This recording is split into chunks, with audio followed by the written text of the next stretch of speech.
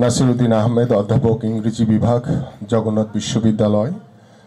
আমাদের মাঝে উপস্থিত রয়েছেন আমাদের নাট্যকলা বিভাগ, ঢাকা জগন্নাথ বিশ্ববিদ্যালয়ের চেয়ারম্যান ক্যাথরিন পিউরিফিকেশন। আমাদের মাঝে উপস্থিত রয়েছেন আমাদের Mohammad Moshiur Rahman, advocate, Bangladesh supreme court এবং সহকারী অ্যাটর্নি জেনারেল। সবাই তো আছে, এনিওয়ে সমস্যা নেই। আমাদের মাঝে উপস্থিত আমাদের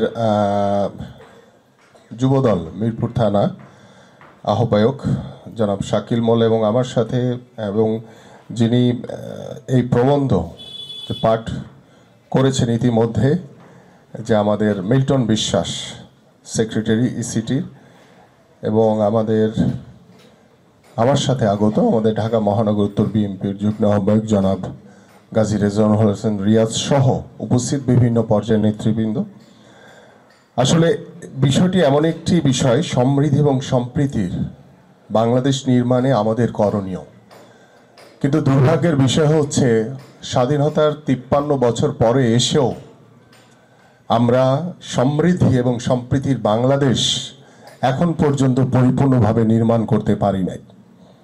এবং সেই নির্মাণ করার উদ্দেশ্য নিয়ে আমরা সেই 1971 সালের মহান স্বাধীনতা যুদ্ধের যারা যুদ্ধ করেছেন, আমাদের সেই মহান নেতা শহীদ রাষ্ট্রপতি জিয়াউর রহমানের মুক্তিযুদ্ধের ঘোষণার মাধ্যমে বাংলাদেশ যখন দীর্ঘ 9 মাস যুদ্ধ করে বাংলাদেশ স্বাধীন হয়েছিল, সেই স্বাধীন বাংলাদেশে আমরা সকলেই প্রত্যাশা করেছিলাম যে একটি শান্তিপূর্ণ, একটি সম্প্রীতির, একটি সমৃদ্ধির, একটি অসাম্প্রদায়িক বাংলাদেশ গড়ব।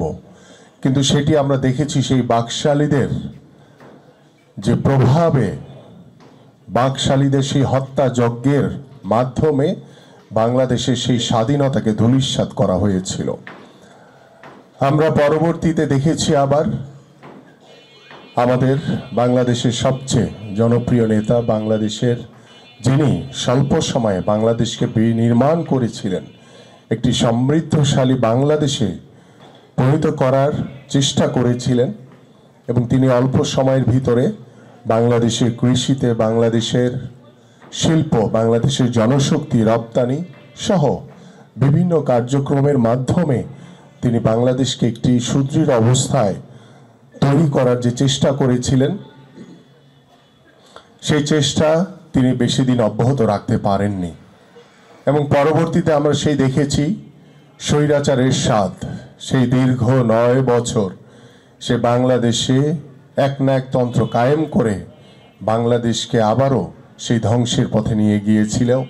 এবং দীর্ঘ 9 বছর আমাদের বাংলাদেশের সবচেয়ে জনপ্রিয় নেত্রী দেশনেত্রী বেগম খালেদা জিয়া, তিনি স্বৈরাচার এরশাদের বিরুদ্ধে লড়াই সংগ্রাম করে দেশের সাধারণ মানুষকে সাথে নিয়ে বাংলাদেশকে আবার গণতন্ত্রের একটি সমৃদ্ধশালী রাষ্ট্রে পরিণত করার রাস্তা তৈরি করেছিলেন। এইভাবে পর্যায়ক্রমে আমরা যুগে যুগে আমরা দেখেছি যে বাংলাদেশের যে স্বাধীনতার যে মূল লক্ষ্য ছিল, যে উদ্দেশ্য ছিল, সেই উদ্দেশ্য আমাদের স্বাধীনতা 53 বছর পরে এসেও পূরণ হয়নি। এবং এখানে যারা অভিজ্ঞ রয়েছেন, আমাদের যিনি আমার চেয়েও মনে হয় উনি আরও ভালো বলেছেন, যে নাসিরউদ্দিন সাহেব রয়েছেন এবং আমাদের ক্যাথরিন যিনি রয়েছেন, ওনারা যেভাবে বই পুস্তকের মাধ্যমে বাংলাদেশের ইতিহাসকে আরও সুন্দরভাবে উপস্থাপন করেছেন বা করে থাকেন, সেই বিষয়গুলি আমি আলাদা করে একটু ভিন্ন আঙ্গিকে বলতে চাই। গত 17 বছর ধরে আমরা দেখেছি স্বৈরাচার শেখ হাসিনার সরকার কিভাবে বাংলাদেশের মানুষের উপরে প্রভাব বিস্তার করে মামলা, হামলা, জুলুমের প্রভাবের মাধ্যমে কিভাবে বাংলাদেশের রাষ্ট্রীয় প্রতিষ্ঠানগুলোকে ব্যবহার করে তারা বাংলাদেশকে ধ্বংস করে ফেলেছে, বাংলাদেশের রাষ্ট্রীয় প্রতিষ্ঠানগুলোর মাজা ভেঙে দিয়েছে। আজকে বাংলাদেশের যে পরিস্থিতি আপনারা সকলেই অবগত রয়েছেন। এবং গত 17 বছরে আমরা দেখেছি যে বাংলাদেশ জাতীয়তাবাদী দলের প্রত্যেকটি নেতাকর্মীর বিরুদ্ধে 60 লক্ষ নেতাকর্মীদের বিরুদ্ধে মিথ্যা মামলা দেওয়া হয়েছে, প্রায় 1.5 লাখের উপরে মামলা হয়েছে। আমাদের গত 17 বছরে বহু ভাইদেরকে গুম করা হয়েছে, হত্যা করা হয়েছে। আমাদের বহু ভাইরা এখনো পঙ্গুত্ব বরণ করে অসহায় জীবনযাপন করছে। এবং এই গত 17 বছরের আন্দোলনকে সফল করার জন্য বিএনপির ভারপ্রাপ্ত চেয়ারম্যান জনাব তারেক রহমান যেভাবে নিরলসভাবে পরিশ্রম করেছেন, সেই পরিশ্রমের ফসল হিসেবে গত জুলাই আগস্টে বাংলাদেশের যে জনগণের যে জনতার যে গণঅভ্যুত্থান হয়েছে, ছাত্রদের এবং জনগণের এবং আমাদের বিএনপি নেতাকর্মীদের সমন্বয়ে বাংলাদেশ যখন স্বৈরাচার মুক্ত হয়েছে, তখন আমরা স্বাধীনতার 53 বছর পরে এসে আজকের যেই সেমিনারের যেই উপপাদ্য বিষয় যে সমৃদ্ধি এবং সম্প্রীতির বাংলাদেশ নির্মাণে আমাদের কি করণীয়, এই স্বপ্নটি আমরা এখন দেখতেই পারি। কিন্তু সেই স্বপ্ন বাস্তবায়নের জন্য আমরা যখন এই অন্তর্বর্তীকালীন সরকারকে এদেশের সাধারণ মানুষ সমর্থন দিয়েছে, বাংলাদেশ জাতীয়তাবাদী দল সহ বিভিন্ন রাজনৈতিক সংগঠন তাদেরকে সমর্থন দিয়েছে, কিন্তু সেই সমর্থনের 6 মাস প্রায় অতিবাহিত হয়েছে। কিন্তু সেই 6 মাস পরে আমরা কি এখন পর্যন্ত সেই বাংলাদেশের যে এত যুদ্ধের এত সংগ্রামের পরে আমাদের এত শহীদদের রক্তের বিনিময়ে আমাদের এই বাংলাদেশ, সেই বাংলাদেশে কি সেই স্থিতিশীল অবস্থা তৈরি হয়েছে? এখন পর্যন্ত হয়নি। কিন্তু সেই সমৃদ্ধির যে বিষয়বস্তু, সমৃদ্ধি মানে আমরা কি বুঝি, সেই সমৃদ্ধির জায়গাগুলো নিয়ে আমাদের যারা এখন বর্তমানে দায়িত্বে রয়েছেন এবং বিগত সময়ে যারা এই স্বৈরাচারের প্রভাবে ক্ষতিগ্রস্ত হয়ে বা এই স্বৈরাচার যেভাবে বাংলাদেশের মানুষের উপরে চেপে বসেছিল, এই শব্দগুলো আমরা বোধহয় বলেই গিয়েছিলাম যে কিভাবে একটি সমৃদ্ধশালী বাংলাদেশ আমরা গড়তে পারি। সেই সমৃদ্ধশালী বাংলাদেশ গড়ার লক্ষ্য নিয়ে আমরা যখন বাংলাদেশ জাতীয়তাবাদী দলের আমাদের বিএনপির ভারপ্রাপ্ত চেয়ারম্যান জনাব তারেক রহমান 31 দফার একটি রূপরেখা দিয়েছেন, আপনারা সকলেই জানেন, এবং সেখানে কিন্তু স্পষ্ট বলা রয়েছে একটি সমৃদ্ধশালী বাংলাদেশ গড়ার জন্য আমাদের কি কি করণীয় রয়েছে। সেটা আমাদের যদি কয়েকটি বিষয় নিয়ে আমি এক্সাম্পল দেই, আমাদের শিক্ষা ব্যবস্থা নিয়ে বলা হয়েছে, আমাদের স্বাস্থ্য সেবা নিয়ে বলা হয়েছে, আমাদের যে দারিদ্র্য বিমোচনের যে বিষয়গুলো নিয়ে সেগুলো নিয়ে বলা হয়েছে, বাংলাদেশের অর্থনৈতিক বিষয় নিয়ে বলা হয়েছে, বাংলাদেশের মানুষের যে মৌলিক চাহিদাগুলো রয়েছে সেই বিষয়গুলো নিয়ে সেখানে বিস্তারিত বলা হয়েছে। তো সেই বিষয়গুলো যখনই আমরা জাতির সামনে গত প্রায় 2 বছর আগে উপস্থাপন করেছিলাম, তখন অনেকেই অনেকভাবে ব্যাখ্যা দিয়েছে যে স্বৈরাচারের আমলে এই ধরনের যে স্বপ্ন বাংলাদেশের মানুষকে নিয়ে বিএনপি দেখছে সেটাকে বাস্তবে পূরণ করতে পারবে কি না। কিন্তু আমরা দেখেছি যে কোনো স্বৈরাচার কখনোই চিরস্থায়ীভাবে টিকে থাকতে পারে না।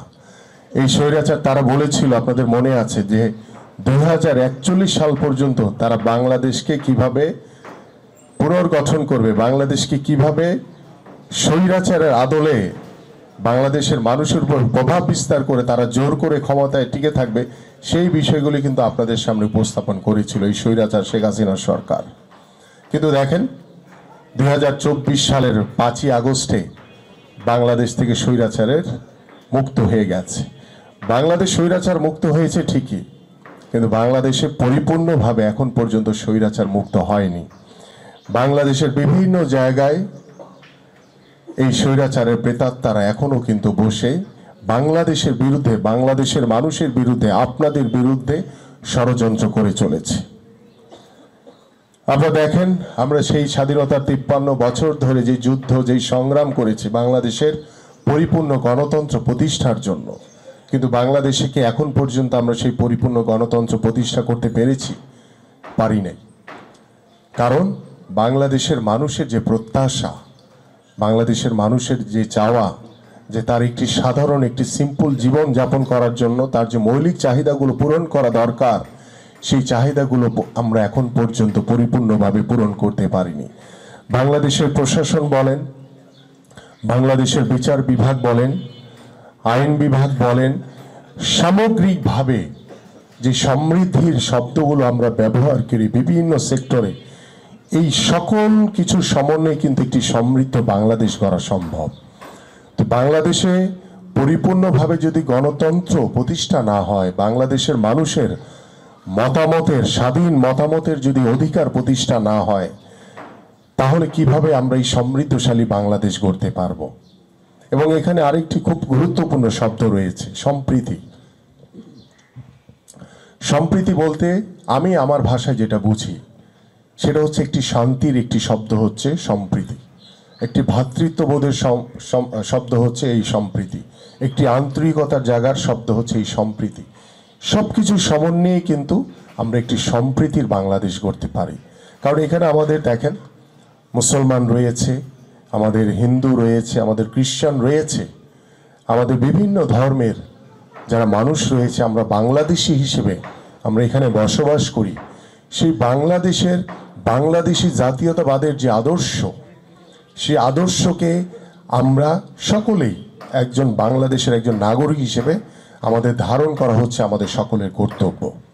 কিন্তু দেখেন, বাংলাদেশের ক্ষমতাকে ধরে রাখার জন্য বিগত কয়েক বছর, কয়েক দশক ধরে আমরা দেখেছি যে স্বৈরাচারের জন্মের মাধ্যমে আমরা সেই সম্প্রীতিকে আমরা হারিয়ে ফেলেছি। আমরা সম্প্রীতি যে শব্দটি, সেই শব্দটি বলতে ভুলে গেছি।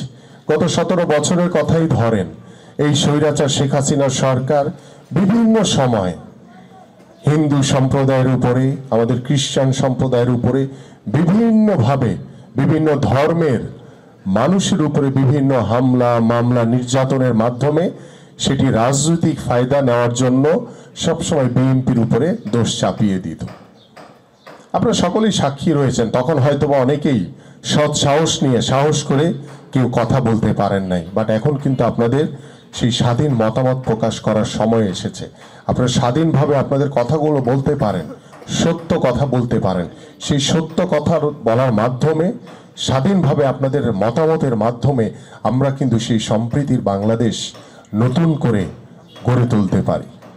আপনারা জানেন যে 17 বছর ধরে এই স্বৈরাচার সরকার বিদেশি, আমাদের পার্শ্ববর্তী দেশের সুবিধা নেওয়ার জন্য তারা বিভিন্নভাবে হিন্দু সম্প্রদায়ের উপরে, আমাদের অন্য ধর্মের সম্প্রদায়ের উপরে তারা হামলা মামলা চালিয়ে তারা কিন্তু সবসময় বিএনপির উপরে দোষ চাপিয়ে দিয়ে কিভাবে দেশের ভিতরে একটি অস্থিতিশীল পরিস্থিতি তৈরি করা যায় সেই বিষয়গুলো নিয়ে কিন্তু তারা সবসময় সজাগ ছিল। এবং তারা রাষ্ট্রীয় যন্ত্রগুলোকে যেভাবে ব্যবহার করে, রাষ্ট্রীয় প্রতিষ্ঠানগুলোকে যেভাবে ব্যবহার করে জোর করে ক্ষমতায় বসেছিল সেটা বলার অপেক্ষা রাখেন, আপনারা সকলেই অবগত রয়েছে। কিন্তু আজকে বাংলাদেশ যখন নতুনভাবে স্বাধীন হয়েছে, বাংলাদেশ যখন স্বৈরাচার মুক্ত হয়েছে, আমরা কিন্তু সেই স্বপ্নটি দেখতেই পারি যে আমরা হিন্দু সম্প্রদায়দেরকে বলি সংখ্যালঘু, আমরা খ্রিস্টান সম্প্রদায়দেরকে বলি সংখ্যালঘু, কিন্তু এই সংখ্যালঘু শব্দটি আমি আর কখনোই বলতে চাই না। আমি আমাদের মাননীয় ভারপ্রাপ্ত চেয়ারম্যান মহোদয়ের সাথে এই বিষয়টি নিয়ে কথা হয়েছে।